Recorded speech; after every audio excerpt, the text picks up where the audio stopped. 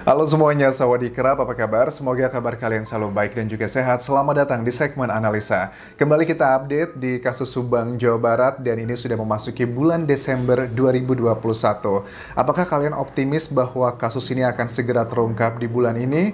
Kalau secara pribadi, aku memiliki keoptimisan yang luar biasa. Alasannya adalah karena ada 55 saksi yang sudah diperiksa dan juga ada alat bukti yang sudah tersebar di media massa. Aku rasa itu sudah sangat meyakinkan bahwa nanti di bulan ini mudah-mudahan kita berharap segera terungkap siapakah tersangkanya. Oke, kita akan bahas di video kali ini adalah mengenai episode handphone. Kemarin aku sempat bahas mengenai 3 handphone karena ada berita di sejumlah media massa. Kalian bisa lihat di cuplikan ini, kalian bisa baca. Jadi ada sejumlah media massa yang menyatakan bahwa pada saat Pak Yosep itu diperiksa terakhir kali di Polda Jawa Barat, Pak Yosep itu ditunjukkan 10 handphone. Nah, ternyata setelah di cross check mungkin ada miskomunikasi antara reporter dengan tim kuasa hukum yang memberikan penjelasan, tapi tidak 100% salah, ada bagian yang benar juga. Karena setelah aku cross check lagi pada saat melihat interview dengan Mbak Suci di sini, tim kuasa hukum menyatakan bahwa sebenarnya ada handphone yang memang itu adalah milik Amel, tapi handphonenya sudah rusak. Dan kalian juga tahu bahwa berdasarkan keterangan dari salah satu saksi, ada 3 handphone Amel yang hilang. Pertama adalah handphone merek iPhone 11 ya, kedua adalah iPad, dan ketiga adalah Samsung M12. Nah, kalau menurut keterangan dari tim kuasa hukumnya Pak Yosep ini, pada saat Pak Yosep bisa mengenali bahwa handphone yang rusak itu adalah handphone miliknya Amel, lantas apa nih bisa kita ambil pelajaran ataupun juga pesan dari sini? Apa saja yang kira-kira tim penyidik data-data yang sudah kita ketahui? Oke, sebelum kita bahas lebih lanjut, kita simak dulu apa yang dikatakan oleh tim kuasa hukum Pak Yosep pada saat diwawancara di channelnya Mbak Suci berikut ini. Ini ketika tanggal 20 November ya, 21 kita dipanggil Polda, di BAP ada pertanyaan terkait dengan kepemilikan dus handphone, bukan handphone ya. Oh, dus ponsel, oke. Ponselnya ya, salah satunya itu 3 milik Ibu Amel, satu milik Ibu Tuti. Oke, jadi ke-10 hal tersebut adalah dus handphone beserta ada handphonenya juga, ada Ibu Tuti dan juga miliknya Amel sendiri. Kalau untuk handphonenya Ibu Tuti, sepengetahuan aku tidak ada keterangan dari saksi ataupun juga tim penyidik bahwa itu dinyatakan hilang. Yang itu artinya bahwa handphonenya Ibu Tuti berarti tidak hilang, ya ada ditemukan di lokasi kejadian. Lantas ini bagian yang menyatakan bahwa Pak Yosep bisa mengidentifikasi satu handphone miliknya almarhumah Amel. Ini adalah pernyataan dari tim kuasa hukumnya. Dusnya ya, Dusnya. bukan ponselnya. Ponselnya. Dan ada salah satu handphone, ada handphone tapi bisa milik Amel. Oh, gitu. Oke, ada memang salah satu handphone tapi rusak milik Amel.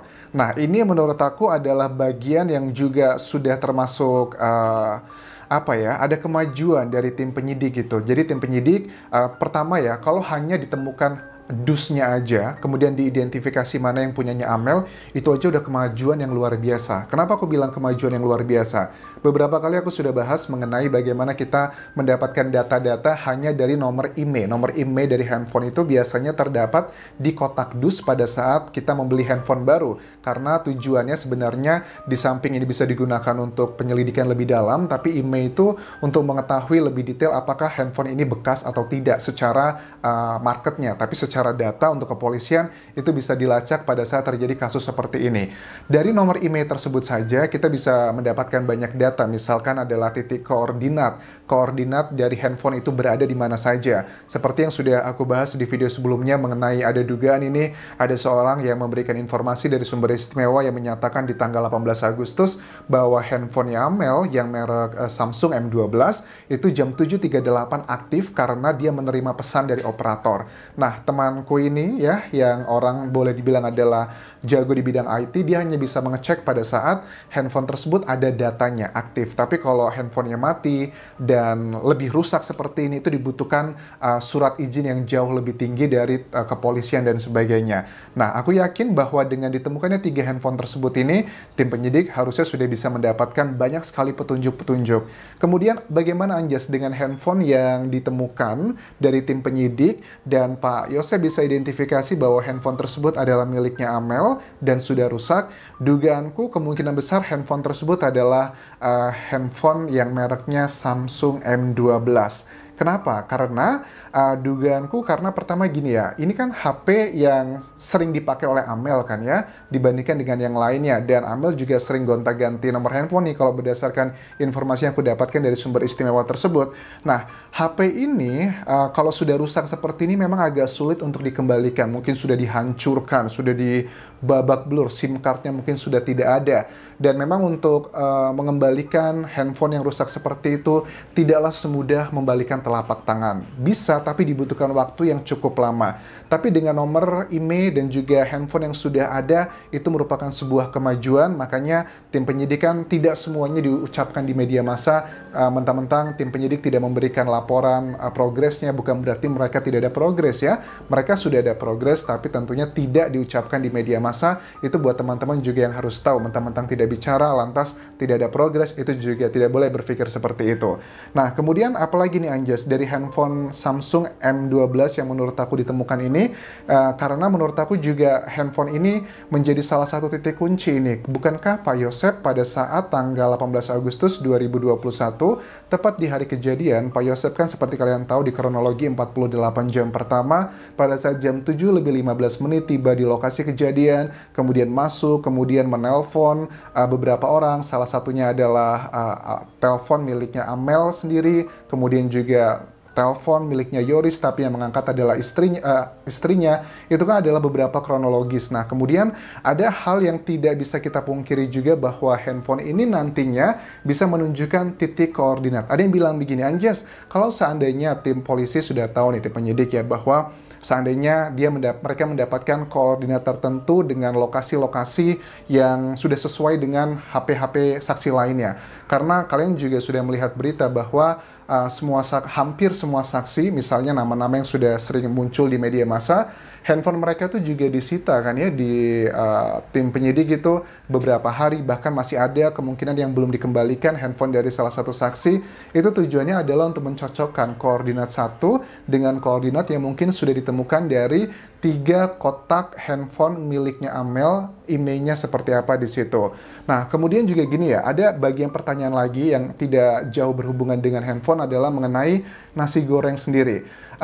Tim kuasa hukum Pak Yosep menyatakan pada saat diwawancara untuk BAP ya, berita acara pemeriksaan, Pak Yosep kan ditanyakan tentang bagaimana kebiasaan Amel pada saat membeli makanan gitu. Karena pada saat Pak Yosep itu pulang dari rumah kejadian, menurut pengakuannya Pak Yosep ya, bahwa sekitar setengah 10 malam itu pada saat dia meninggalkan TKP, dia tidak melihat makanan apapun di lokasi kejadian. Tidak ada nasi goreng, tidak ada makanan yang dibungkus dengan aluminium foil, itu tidak ada. Dan dugaannya kalau seandainya Pak Yosep ini benar, kemungkinan besar ada yang datang membawakan makanan atau salah satu korban keluar membeli makanan. Ini juga linear dengan 3 saksi yang baru aja berbicara di media massa bahwa mereka ya melihat ada 3 orang